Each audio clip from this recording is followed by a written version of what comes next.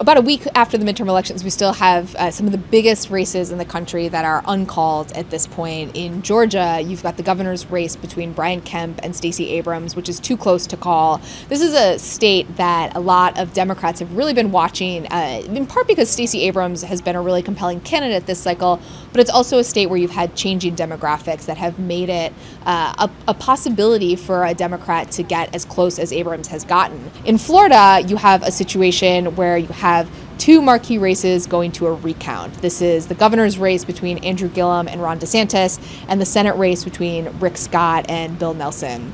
The Senate race is the closest of the two. That is a very narrow margin right now, and depending on what happens over the next couple of days as counties report their vote, that race could actually go to a hand recount, which would be akin to what we all remember from 2000 in Florida, where you have people literally sifting through ballots by hand trying to recount that race. But Florida has been really the focus of President Trump's attention, and what he's been doing is trying to cast doubt on the results there, trying to cast doubt on any recount efforts. And it's an interesting strategy for the president because at this point, the Republican candidates are up.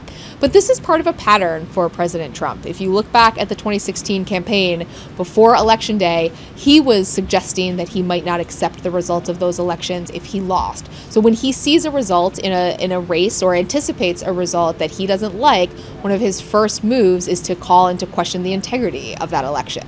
Florida is particularly significant because it's a hugely important presidential battleground state. And if you have the governor's mansion in Florida in particular, you really get a big advantage heading into a presidential race. You have more infrastructure, more control just around voting laws and things that can really make a difference in a presidential race. It also signifies where that state is politically if you're watching and thinking about, how you're going to run if you're President Trump or a Democrat.